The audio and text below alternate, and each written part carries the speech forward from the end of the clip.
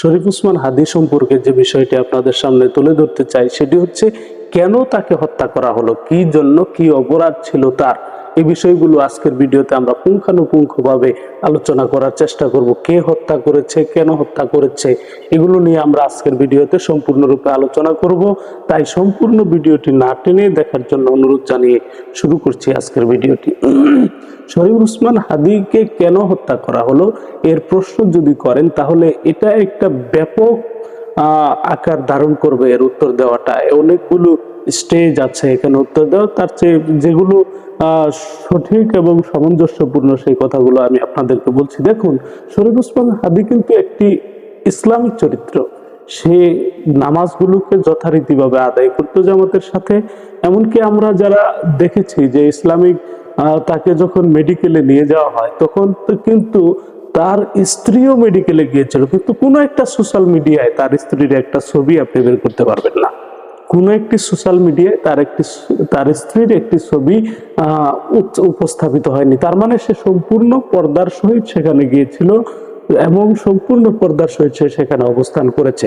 আর শরীফ ওসমান হাদী কিন্তু একটি ইসলামী চরিত্র। তার মৃত্যুর কামনাটাই ছিল যে যদি মৃত্যু যদি হয় তাহলে তো এটা তো ঘরের ভিতরে যদি মারা যায় তাহলে তো এটা স্বাভাবিক মৃত্যু হয়ে গেল। এই মৃত্যুর তো কোনো মূল্য নেই, কিন্তু যদি মৃত্যু হয় রাজপথে আল্লাহর দ্বীনকে, ইনসাফকে প্রতিষ্ঠা করার সংগ্রামে, তাহলে সেই মৃত্যুটার মূল্যায়ন রয়েছে। সেটা হলো গ্লোরিয়াস মৃত্যু। সে বলেছিল, তার একটা ভিডিওতে আমি দেখেছিলাম, সে বলেছিল এটা একটি গ্লোরিয়াস মৃত্যু। এই মৃত্যুটা আমাদের কাম্য।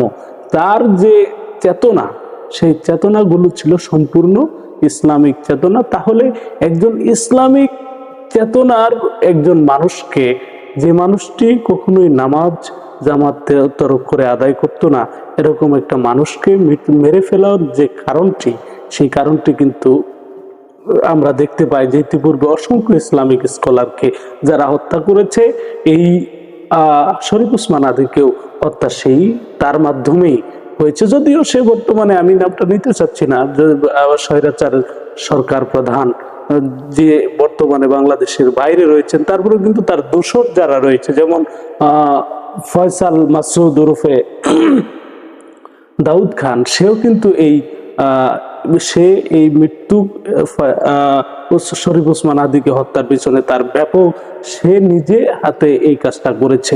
তাহলে যে সে এই কাজটা করলো, সে তার ইতিপূর্বে ইতিহাস ঘাটলে কিন্তু সে একজন ছাত্রলীগের দুর্ধর্ষ সংগ্রামী নেতা, দুর্ধর্ষ মানে কুখ্যাত সংগ্রামী নেতা। বিভিন্ন কারণে ইতিপূর্বে আমরা দেখেছি যে তার থানা, এই যে ঢাকায় কয়েকটা মামলা তার জন্য রয়েছে, খুনের মামলা তার উপরে রয়েছে, লাগানো রয়েছে। সে এরকম আরো অসংখ্য অরাজকতায় লিপ্ত।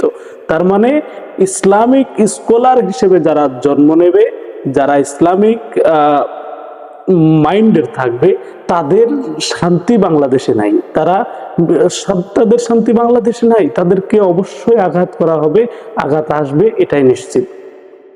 দেখুন, দ্বিতীয় আরেকটি কারণ যদি আমরা আলোচনা করি যে এই শরীফ ওসমান হাদীকে হত্যার পিছনে যে কি কারণ রয়েছে।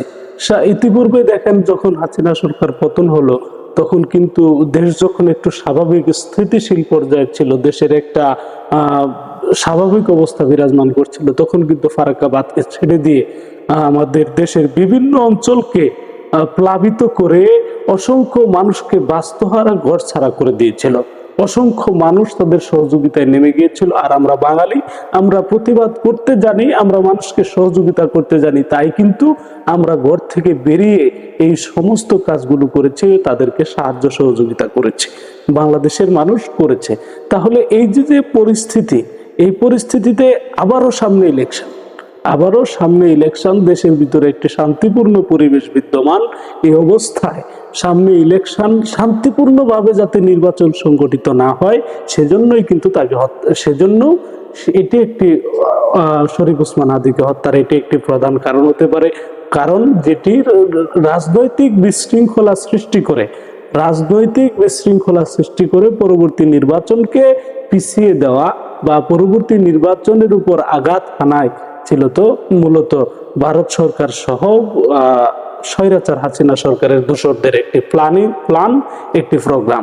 দ্বিতীয় বিষয় হলো যে দেখুন, শরীফ ওসমান হাদীকে কিন্তু তার প্রতিদ্বন্দ্বী যে একটা কথা বলেছিল যে পিপিলিকার পাখনা গজায় মরিবার তরে, তুমি তো পার্শ্ববর্তী পাবে না।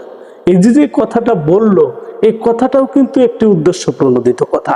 আমরা বলতে পারি যে এটাও একটা শরীফ ওসমান হাদীকে হত্যার ফয়সাল, যে শরীফ ওসমান হাদীকে যে হত্যা করলো, এটাও কিন্তু তার একটা কারণ।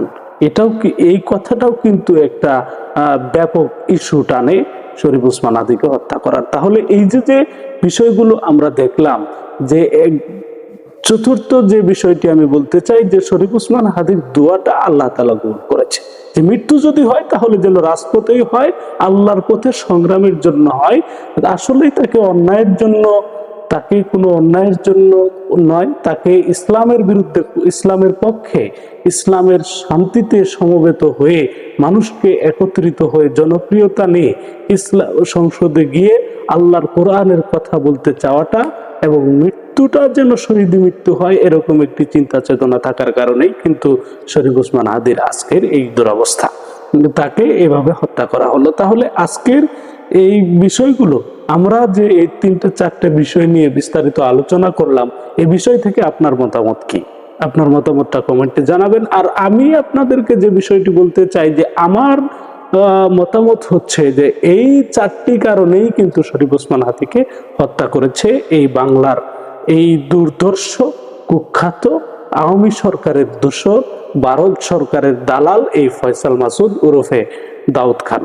কিন্তু তার পিতা, আমি বলবো সে একটি পিতৃগর্ভে কুলাঙ্গার পিতার কুলাঙ্গার সন্তান। কারণ কোনো পিতাই তার সন্তানকে এরকম ভাবে অস্ত্র দিয়ে, এরকম ভাবে মাদকাসক্ত করে, এরকম ভাবে চলতে দেওয়ার অনুমতি দেয় না। আমরা একটা ভিডিওতে দেখতে পেয়েছি যে তার পিতা গাড়ি চালিয়ে আসছে, সে পিছনে বসে আসছে। তার মানে কি? তার মানে হচ্ছে তার হাতে রাইফেল। এরকম একটা পিতার সন্তান, পিতা যদি কুলাঙ্গার না হয়, এই সন্তানটা কুলাঙ্গার হতো না। পিতার কুলাঙ্গারিতা, মাতার কুলাঙ্গারিতা কিন্তু এই সন্তানের এরকম একটা অপরাধের জন্য দায়ী। কারণ একজন ছাত্র, সে সফটওয়্যার ইঞ্জিনিয়ার হয়ে, যার কয়েকটা সফটওয়্যার কোম্পানি আছে, এরকম একটা লোক কেন এইভাবে হত্যাকাণ্ডের সাথে জড়িত থাকবে? এটা যদি পরিবার থেকে তাকে নৈতিক শিক্ষায় শিক্ষিত করা হতো, তাহলে কিন্তু এই কাজটা হতো না। সম্মানিত ভিউয়ার্স, আমি আপনাদেরকে অনুরোধ করব, আপনাদের অনুরোধ করব যে কোনো সন্তান যেন এরকম পরিবার থেকে বহির্ভূত না হয়ে, পরিবারের এরকম কুশিক্ষায় শিক্ষিত না হয়, বা পরিবার থেকে এরকম শাসনমুক্ত না হয়। আপনারা আমাদের সন্তানের জন্য চেষ্টা করব। আর মহান আল্লাহ সুবহানাহু ওয়া তাআলার কাছে দোয়া করব যেন এরকম কুলাঙ্গার সন্তান আল্লাহ সুবহানাহু ওয়া তাআলা আমাদেরকে দান না দেন।